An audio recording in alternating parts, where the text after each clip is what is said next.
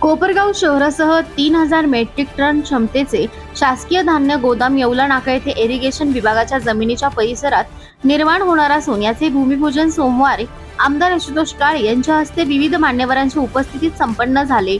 नाबार्ड पायाभूत योजनेच्या निधीतून अंदाजित रक्कम 5.25 कोटी रुपये खर्च करून गोदाम बांधण्यात येणार आहे।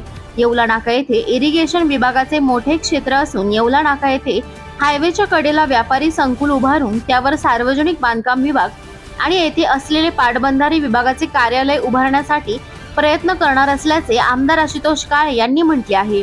हायवेच्या कडेला सुसज्ज व्यापारी संकुल वाहन तळाच्या व्यवस्थेसह निर्माण झाले तर कोपरगाव शहरातील व्यावसायिकांना व्यवसायाची संधी उपलब्ध होईल, तसेच शहराच्या वैभवात देखील भर पडेल। सध्या असलेले सार्वजनिक बांधकाम विभाग आणि पाटबंधारे विभागाचे कार्यालय असलेले परिसरात गार्डन विकसित करण्यासाठी प्रयत्न करणार असल्याचे देखील आमदार काळे यांनी म्हटले आहे। यावेळी तहसीलदार महेश सावंत, नायब तहसीलदार प्रफुल्लिता सातपुते, चंद्रशेखर कुलते, सार्वजनिक बांधकाम विभागाचे अभियंता बसवराज शिंदे आदींसह राष्ट्रवादी काँग्रेस पक्षाचे पदाधिकारी कार्यकर्ते उपस्थित होते।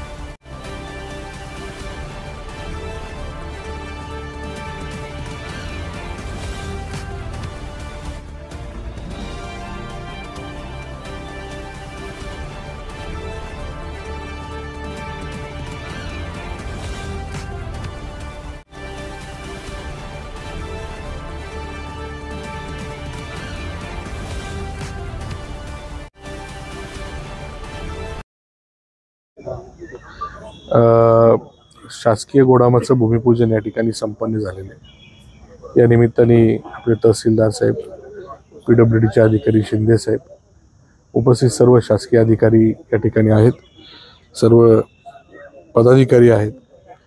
तर आपण जो काही हा परिसर पाहतोय, जवळपास 4 हेक्टर आणि काहीतरी गुंठे हा एवढा मोठा परिसर इरिगेशन आणि विविध खात्यांचा आहे। तर गोडाऊनचं भूमिपूजन होत असताना माझा असा समज होता का एका कोपऱ्यात कुठेतरी असणार आहे। आता हे जे काही लोकेशन झालेलं आहे हे थोडंसं बदल करून या ठिकाणी ज्या काही इमारती आहे आपण पाहतोय का जीर्ण झालेल्या आहे, निर्लेखन करून इथे एक चांगल्या प्रकारचं गार्डन होऊ शकतं।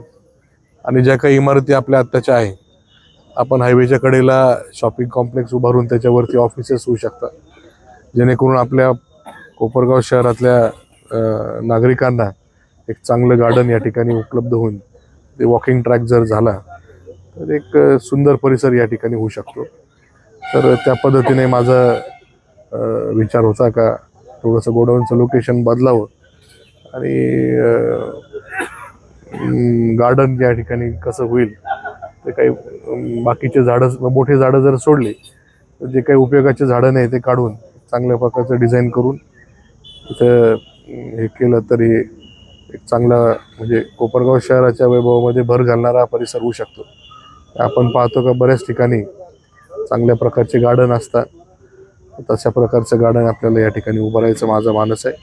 त्या पद्धतीने मी प्रयत्न करत आहे।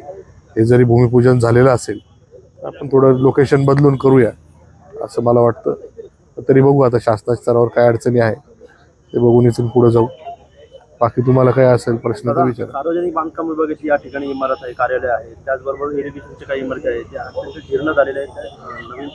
नवीनसाठी काही प्रस्ताव आहे? तेच सांगितलं ना, इथं रोडच्या आपल्या येवला रोड आहे, हायवे रोड फ्रंट आलेला आहे, तर ते खाली शॉपिंग आणि वरती ऑफिस असं करण्याचा माझा मानस आहे। त्यासाठी या सगळ्या इमारतींचं निर्लेखन आणि त्याला निधी उपलब्ध करणे, तिथं नवीन ऑफिस झालं का हे सगळं पाडून तिथं चांगलं गार्डन होईल, लहान मुलांना इथं खेळायला आपण काही खेळणी लावू शकतो, ज्येष्ठांना वॉकिंग ट्रॅक होईल, अशा पद्धतीचा विचार आहे. बघूया त्याला कशा पद्धतीने स्वरूप येतं.